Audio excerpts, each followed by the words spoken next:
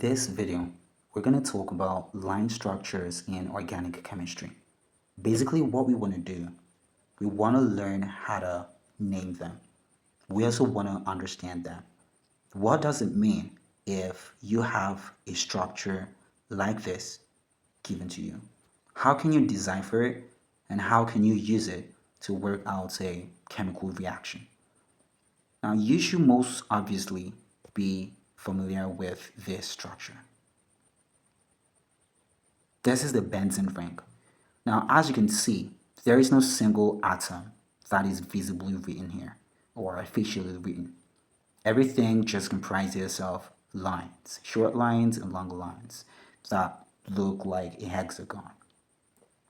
But this is the line structure of benzene. You might not be familiar with the molecular formula of it because it's actually present. It's possible you could write that. But most times that's going to waste our time or take too much space on your answer sheet or paper, whichever space you are using to work up that reaction. So instead of using those condensed molecular formula, we just decide to use the line structures. The line structures basically help to reduce space wastage. So you got something like this, and then you also have this, and then stuff also goes down that way, and there is actually a cumbersome way that this structure looks as compared to this. This is neater, and this is a bit more aesthetic. So most times we go with the line structures of molecules. So how can you understand the line structures? How can you draw them by yourself? So the first thing you need to know is that the R group that we use most often is the alkyl group.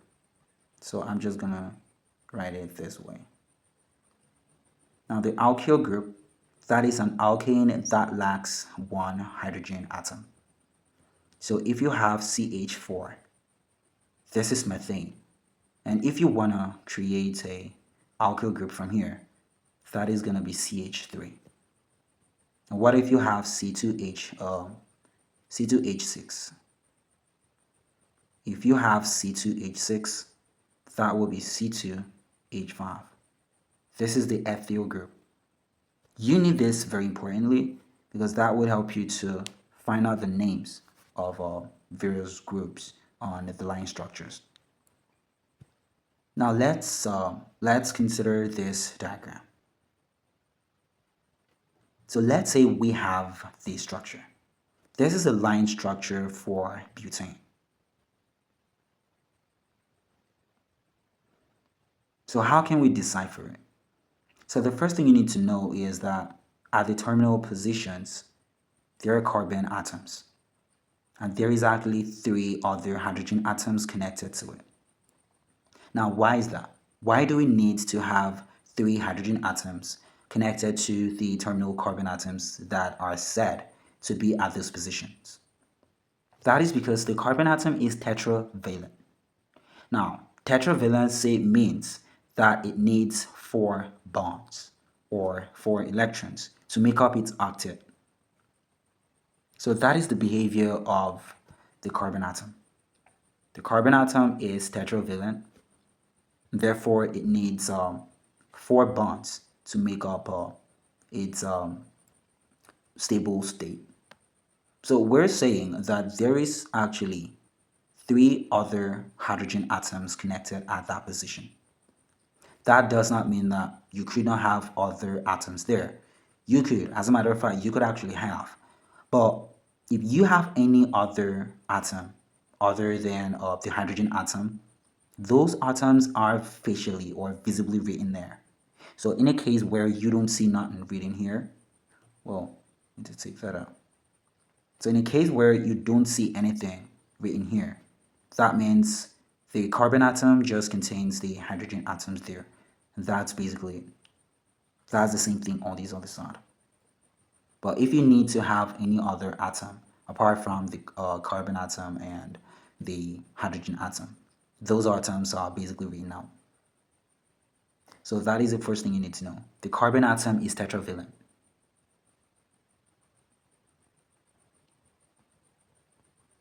Cool.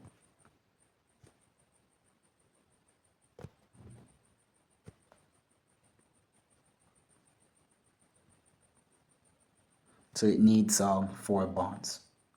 So there is a methyl group on this position. There is a methyl group as well on this other position. Now at this position, there is a CH2 group. So consider this as 2 roads that run in opposite directions. Therefore, this is a bend or a semi-junction. So what we're going to say is that a carbon atom is always going to be at the center of that junction or that bend or that corner. And because there is a road that goes this way and another one that goes this other way, those roads, they're actually bonds. This stuff which you see here, well, I'm just making a whole lot of mistakes here. This stuff, this is a bond. This is also a bond. This is also a bond. So in this case, we got one bond running this way and another one going the other way. So in that case, the carbon atom which exists here should only have 2 more hydrogen atoms to make up the tetravalent character. For the carbon atoms which existed here, you had 3 hydrogen atoms, and this bond connects to a carbon atom here. So that makes up the 4 species that should be connected to the carbon atom situated here.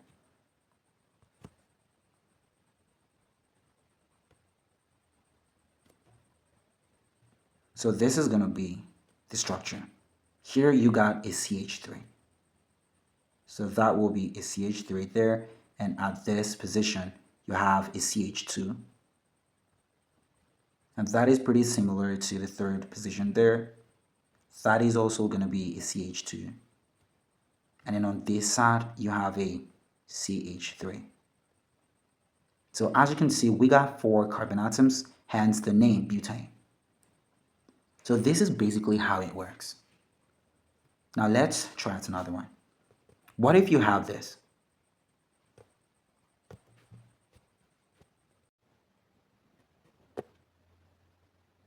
So here now we got this molecule. What is going to be the condensed formula for it? This is a line structure. So we need to decipher it. We need to dissolve it.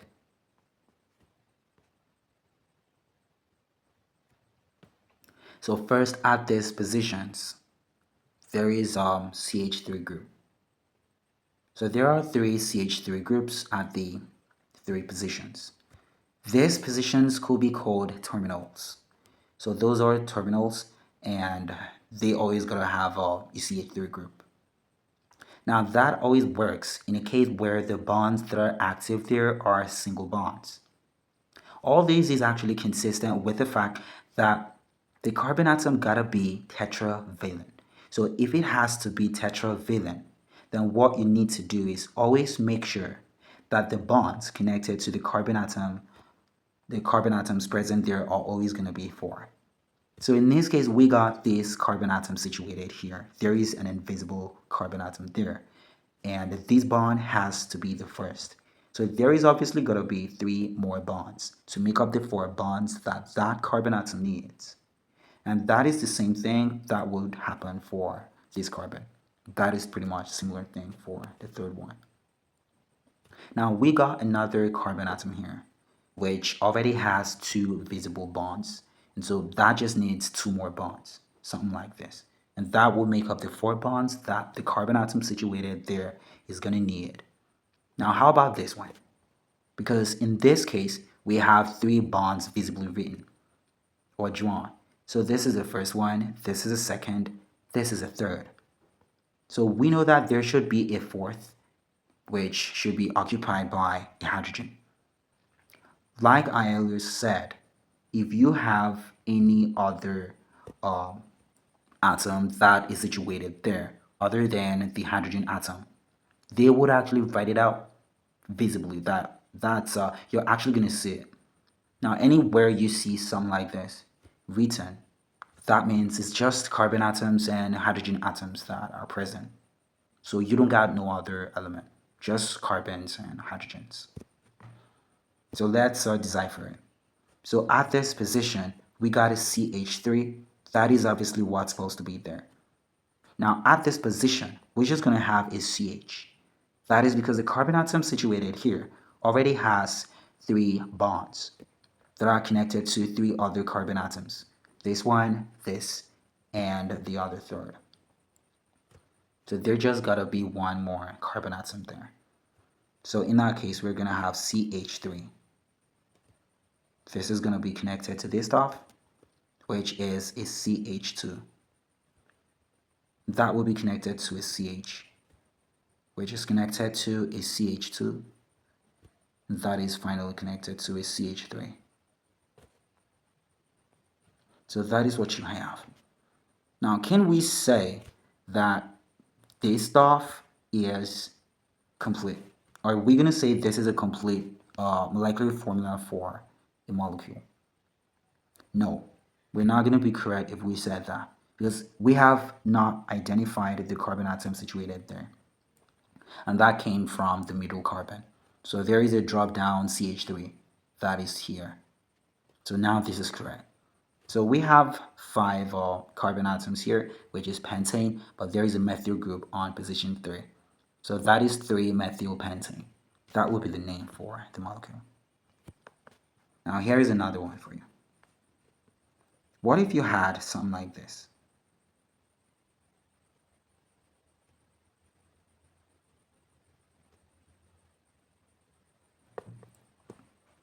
Try to decipher what should be here. Now let's start with this position.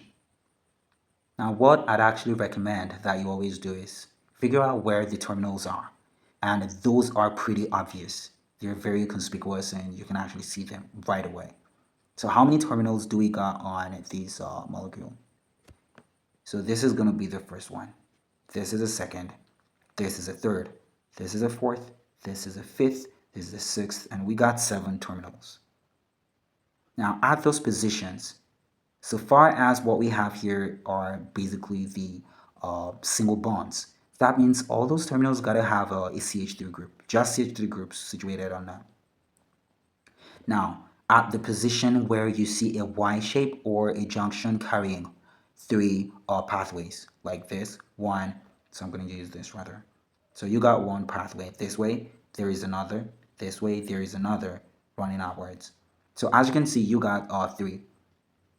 At the junction that contains something like that, the carbon atom situated there is going to have 1 hydrogen atom. That is because there is already 3 bonds, right? So the carbon atom situated at the middle there will just need 1 more hydrogen atom. So that is the first case. Now we also got this. At this position, there should obviously be 2 hydrogens because there is already a bond here and there is another bond situated or directed toward that other carbon atom.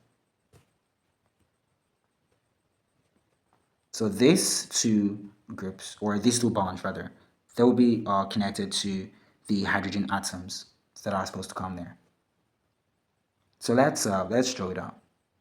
So the first one is going to be this one. That is going to be a CH. So I think I'm going to take it a bit lower.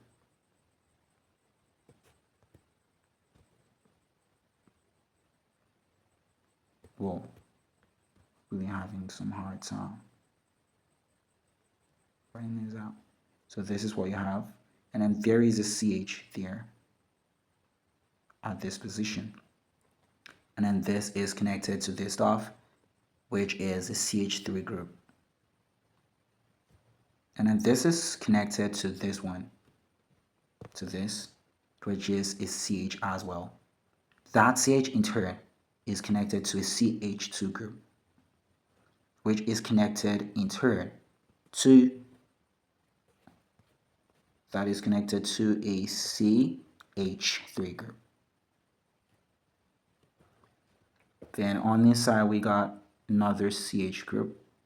This is connected to a CH3 group, and this is connected to this stuff. Now, in this case, as you can see, this carbon atom already has 4 bonds. So it doesn't have no hydrogen atoms no more. So this is C. This is the first, well, I might just really write one of them here. And you got this one.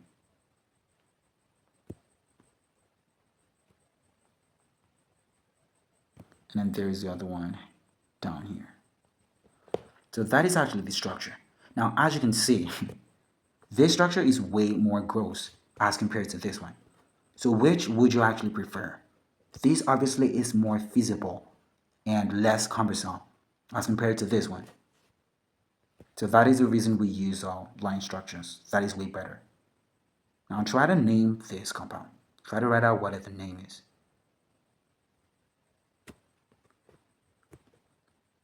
Now let us try out something else. How about this?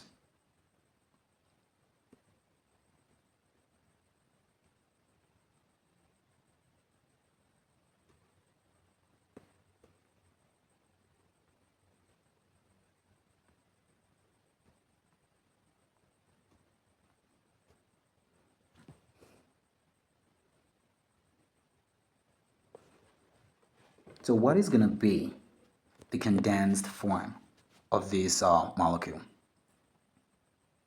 Now, in order to show that, we need to find out where are the terminals and find out what are the substituents which are situated right now. In this case, we have the first one. And that happens to be the only terminal present within this molecule. At this position, there is no terminal. That terminal really just carries a bromine group. Now, you might really want to say that there is a carbon atom here, and that carbon atom is connected to the bromine, but that is blatantly wrong. There is just one carbon atom, and that is only situated here. So that carbon atom is connected to a bromine atom. That does not mean that there is no other hydrogen atom situated on this carbon atom. As a matter of fact, there is. But as you well know, for line structures, they do not write or show the symbol for carbon atoms, neither hydrogen atoms, except the hydrogen atoms are coming with another functional group, like the hydroxyl group of alcohols. That would actually be written out. But the ones that are connected directly to the to the carbon atoms, you're not really going to see that. They would not be written. So in this case, we are going to find out what this is. So here we have CH3. And this is going to be connected to this carbon atom. Now this carbon atom has one bond directed toward that way. And there is a second one directed toward that way. This is a third one. Now carbon is tetravalent, so it needs one more bond. And as you well know, that bond will be coordinated by the carbon atom. So this is what you're going to have. This is connected to a bromine. And you have this connected to another CH group, which has a drop-down OH. And this is connected to a CH2 group. This has got to be a CH2 because the carbon atom here has one bond directed toward the left and another one directed toward the right. So that is 2 bonds already. So we need to have 2 hydrogens connected to that carbon to make up the 4. Now this is connected to another carbon atom situated right here. So in this case, we got one bond. This is one. This is a second, and this is a third. So that carbon atom gotta have one hydrogen.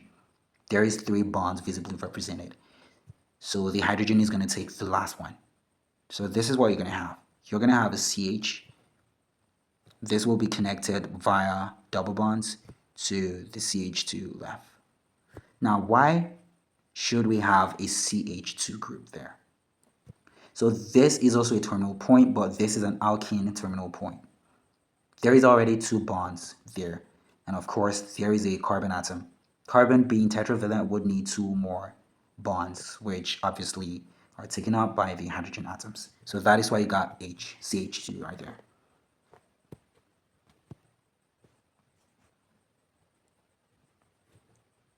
Now try this one.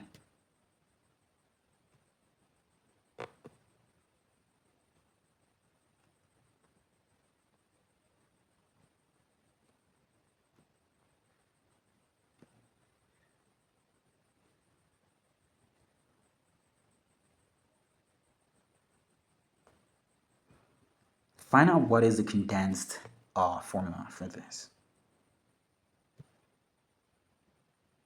So the first thing we need to look for is the terminals. So we have this and this. Those are CH3 groups. So that is going to be a CH3. That will be connected to this stuff here, which always needs to be a CH. And then we're going to raise a CH3 right there. Well,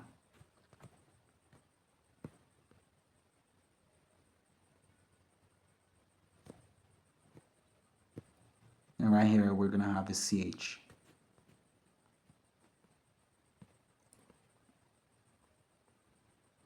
With a drop down C. There is a carbon atom here. And there is already 3 bonds on the right hand side. Now to the back of that carbon atom, there is also 1 more bond. So that makes up the 4 bonds that that carbon atom would actually need. So in that case, the carbon atom does not need no hydrogens. So this is 1, 2, 3, and that is the nitrogen there, and that will pretty much be it. Now coming over to this other side, we're gonna have a carbon atom right there. So here now we see 1 bond toward this side. There is another bond toward this side, and we got 2 bonds connected to the oxygen. So that is the carbon atom being without no hydrogens. And then this is connected to this.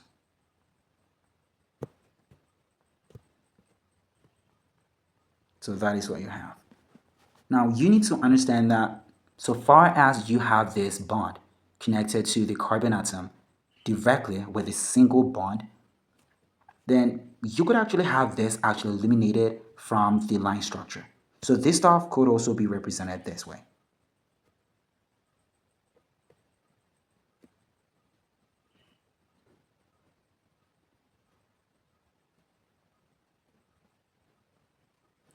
So you could have it pretty much this way, and that will be basically it. They're not going to write no hydrogens here because the hydrogen is already connected to the carbon atom. So you don't really need to write it there. So whichever way you have it, just remember that.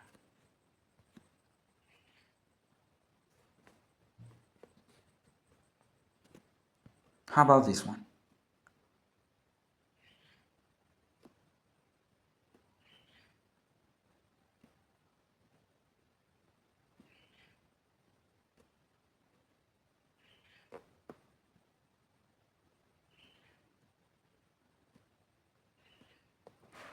What is going to be the condensed structure for this? So the first thing we need to do, we need to find out the terminals. So this is one terminal, but this is an alkane terminal. This one is an alkene terminal. Now for the alkane terminal, this is going to be a CH3, while on this side there is going to be a CH2. We already got 2 bonds situated there. And there is obviously nothing written here, so that is obviously a carbon atom. So that carbon atom has 2 bonds connected to this carbon atom. And so that makes 2 bonds already taken away. So we need 2 more bonds. And those bonds are actually going to be taken up by the hydrogen atoms. So we should have a CH2 right there. So this is going to be what we're going to have. I think I need to rewrite that.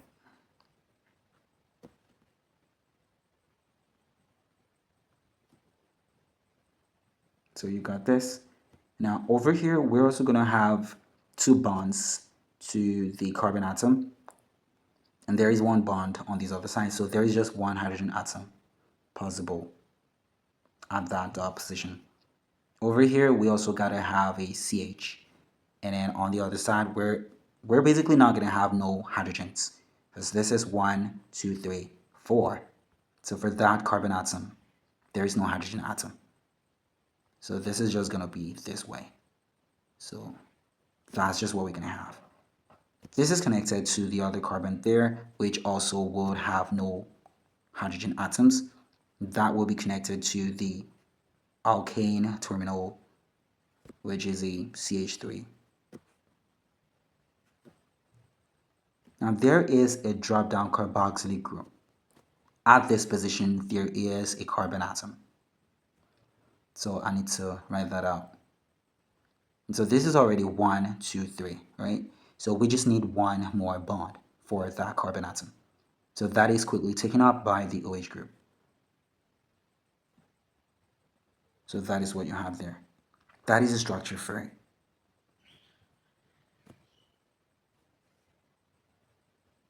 Now let us try two more. What if you were given this?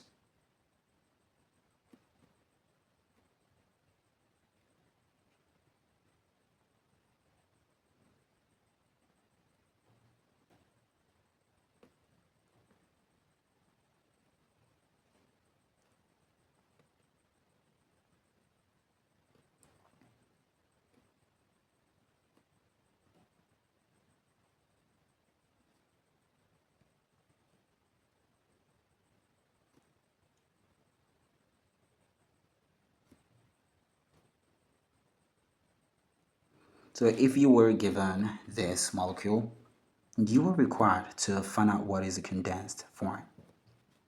How are you going to do it? So it's actually easy. I believe you should be able to figure that out by now. Feel free to pause the video and try working it out by yourself. So I'm going to start from this point. That is obviously a terminal point, so that obviously should have a CH3. So this is a CH3. And then I'm going to need to write 3. So this will be connected to this carbon atom. Now you need to know that this carbon atom don't got no hydrogens, because you got this bond, there is this one, there is this, and this connected to that middle carbon atom at this position. So that carbon atom don't got no hydrogens. So you have two bonds connected to the other carbon atom, which would as well not have no hydrogen atoms. And then there is a CH3 for the other terminal. And this goes down to this place, which has a CH2. And this goes down to this place, which also has a CH2. And then this is connected to stuff like this. So in this case, you need to be careful. This stuff, as you can see, is situated within the middle of this line. So wherever you have that, you need to know that these positions really have carbon atoms. So remember that. I'm just gonna write this here. So there is gonna be, I think I need to reduce this. So that is gonna be a C. Whoa. I must write it better than this. So that is a C with a triple bond with another C, and then there is a final stop there. So that will be connected to a CH3. Now coming over to this other side, we got this connected to a carbon which should have one hydrogen. That is because there is already 3 bonds which are connected there, and then this is a double bond connected to this carbon, which should in turn have 1 carbon atom. That will be connected to this. So there is a CH here, and then that should be connected to a CH3 group. And this is connected to an NO2. So I think I just need to drop it down. I think I'm gonna make it look a bit better. So we got that, and then we got the NO2 dropping down there. So basically that is how it works. Now we're just going to try one more. If you were given this,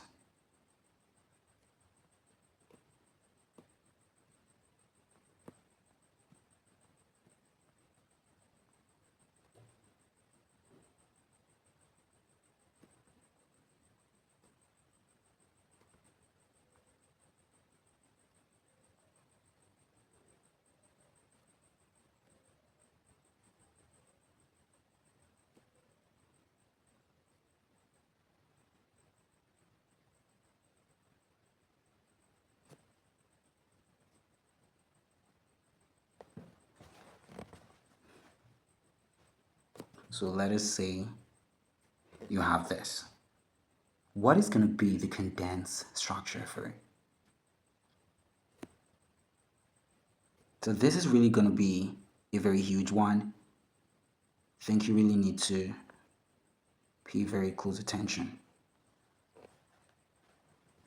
So I'm going to start from this part. So the first terminals we got are these ones, right? So that is 5. We got 5 terminals. So I'm going to start them from here. So this will be a CH3.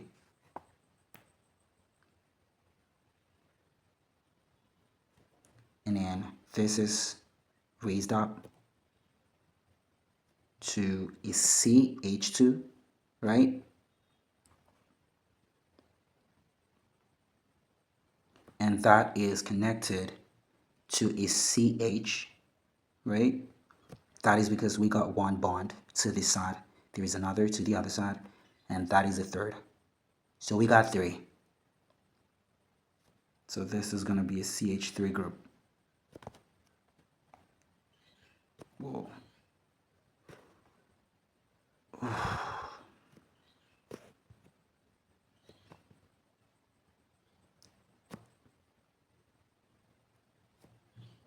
And the next one is this way. So we're going this way. Then this is actually too long. Need to reduce it. So we got this.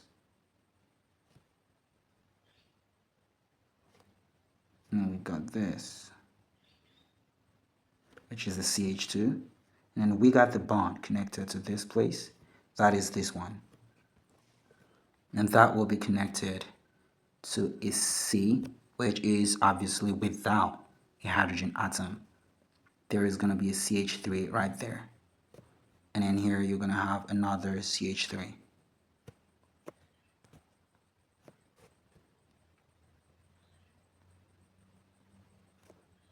You're going to have another CH3 there. Then we got this having a drop down. So there is a drop down, and there is a carbon right there, and this is connected to an oxygen. And here we got a double bond connected to another oxygen.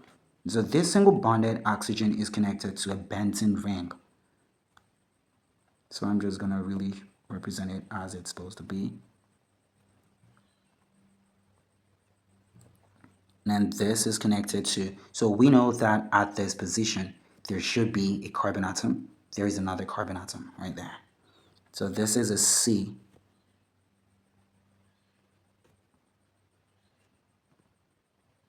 That carries all triple bonds to the other C that is connected to a CH3.